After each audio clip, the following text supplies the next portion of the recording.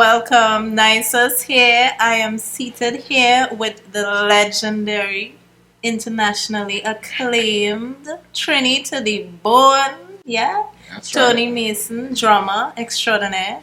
Welcome. Thank you for having us here. And today we shall be inspired. So, I have read about your experience, your first time experience with drums, steel pan, the music. Let us know what made you get into drumming, being the kind of drummer you are. Well, prior to arriving here in Trinidad, Spain, I was already kind of tampering with drums from back then. I was, only about 4, going on 5, and I was always interested in music. I was always banging drums around.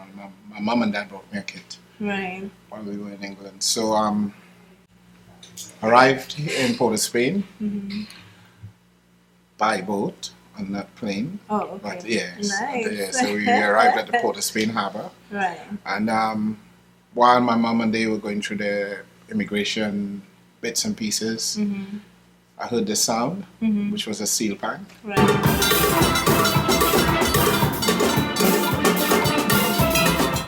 And sort of gravitated towards that. Right. So I kind of disappeared without my mum's permission. Oh gosh. Look So at I was the down canal.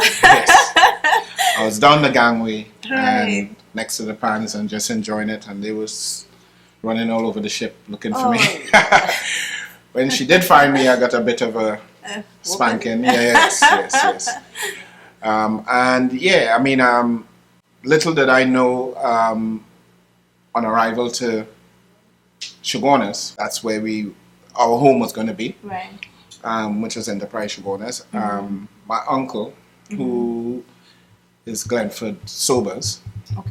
he was the captain of the National Steel Band. Right. And little did I know I was kind of walking straight into what I was just experiencing. Right. So I got home and there was a steel band set up Right. in the garage. And that was it really. The whole journey started from there.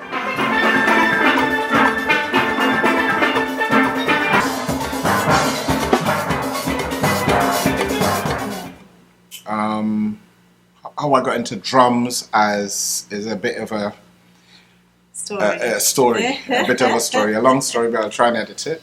And basically what it was, the Prime Minister, Dr. Eric Williams at the time, was doing a tour of all the villages. Right. And each village he went to would entertain him in some way. Right.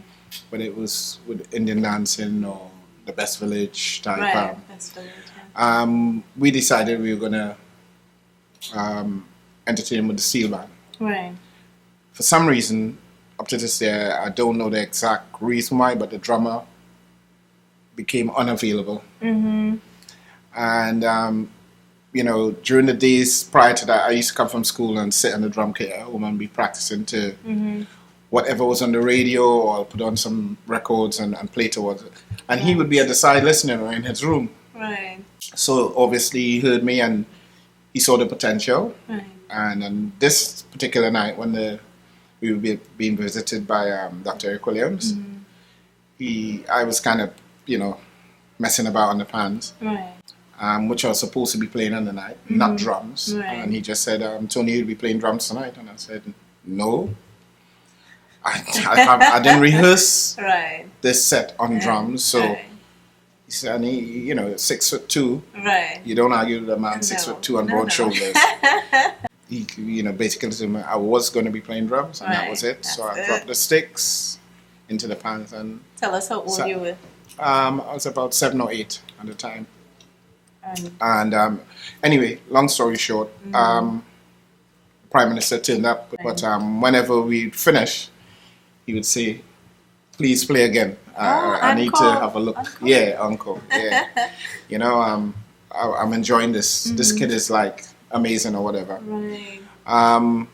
He kept on asking the band to play again, and at the end of it, he placed me on his lap, took a photo, and next thing it was front page. Next morning, I was on the front page of the Express. Right. The Prime Minister, little drummer boy, Right. heading sort of thing. And yeah, so anyway, maybe a couple of weeks or a few weeks later, I came from school and there was this van parked in front of our home, and they were asking for Mr. Mason. So I thought it was my dad. So I ran, Got your dad. got my dad. Right. My dad came to the van. I stayed in with my mom, and then he called me and he said, "Mr. Mason, it's for you. It's for you, Tony, not for me." Right. And there was this long box with a drum kit Ah. with a gift wrap from the Right. Prime Minister. And that was my introduction that was my first drum kit, Right. from Dr. Eric Williams. So, Right. Nice. yeah. So that's a edited version of it.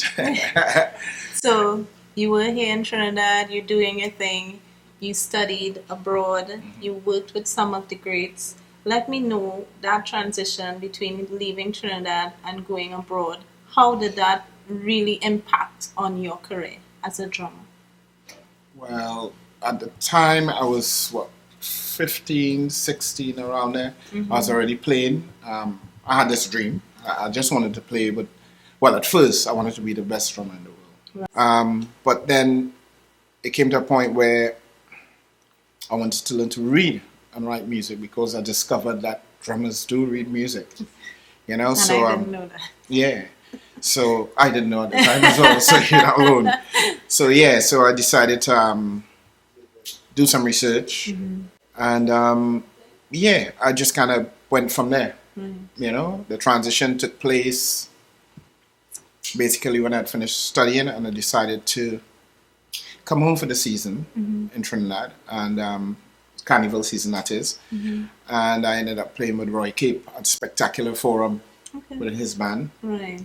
So that season was covered, and I decided at the end of that season I was going to be heading back to England to just see Queen and Country, I suppose, Right. because remember I left as a child. I didn't know Yeah. much about the place or anything like that. So went back to England and ran into a bass player at Heathrow Airport who recognized me from when I used to play with Trinidad Troubadours. Okay.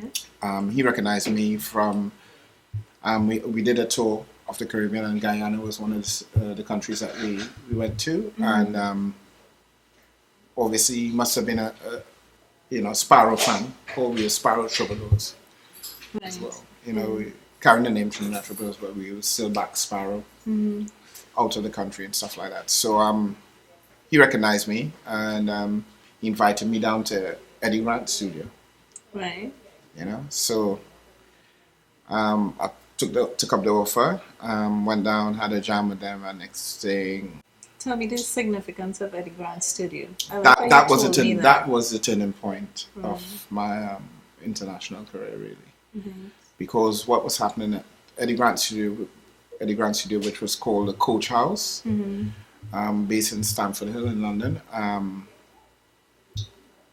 A lot of the top acts from the UK would come to his studio to record. Right. Yeah.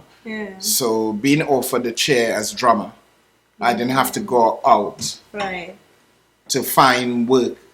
Basically, it was coming to me. Come to you. Yeah, not that was a plan, or I was That's looking for destiny. that. That Yeah, is exactly. destiny. Divine. It was a divine. You were found and you were brought to your destiny. That's right. That's Yeah. right. Who are some of the persons you work with? Let us know. John Adams started off with John Adams, who was the lead singer of a group called Private Lice. They were massive. Then he decided they wanted the same management as Duran Duran. So they went on a UK and European tour. And from there, I went on to do stuff with Al Green, Hall and Oates. The highlight of my career this far was working with Stevie Wonder. Right. That was the pinnacle. I could, God could have come and said, "All right, Mason, you had enough." Right. There and then, I've worked with some massive names, but this one was totally different in the sense that I was totally in awe. Right. Anywhere he would move, my eyes would just be on him. It was like I'm working with Stevie Wonder, you know, just Pinch me. Yeah, pinch me. But how I came about getting a call from Stevie Wonder is well, I was gonna say, I almost said, he didn't. No. He heard myself and the rhythm section from, we were working with Jimmy Cliff at the time. Okay. We were doing the Jules Holland BBC program. Okay. And that was going to be filmed over a few days. So somehow he got hell of that recording, heard the rhythm section, and he kind of put a SOS out on us and said, look, I need this rhythm section. Yes. Find them. I don't know where they're from. Just find them. Yeah. And I got a call from my manager one morning and said, Tony, Stevie Wonder just called and he said he wanted you to do some work on his album. That's been definitely the highlight of my career. Nice. And I've worked with bigger groups. Like I did a lot of stuff with the JBs, which was the backing band for James Brown. That's why they call themselves the JBs. They were the horn section for James Brown. Okay. One little advice, a bit of advice for the drummers coming up. Trinbagonian drummers, Trinidad, Tobago, Twin Island. A little advice on what these drummers can do to get their career to the other level, to the next level, to inspire them to be the best that they can be. Well, I can inspire them, but they've got to take the leap of faith. Right.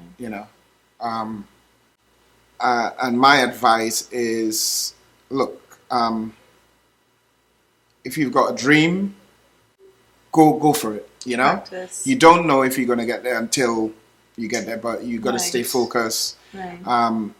There are times when you'd be down. There are times when you'd be, on fire. No 2 days are the same. Exactly. Right. Exactly. And there are times when you're on your own. It's lonely. If you're lucky to have family around, then hey, appreciate that. But you've got to stay focused and go for the dream, whatever that is. And what I loved about your story, your reputation preceded you. Persons found you because of your reputation. So because you put in the work, because you were the best you can be, you shown even before you knew they were coming. That's what I love about your story. Thank you. Yes. Thank you very much. So guys, Nysus with Mr. Tony Mason. I'm all blushes because I'm very excited and it has been a pleasure. Bye. Bye.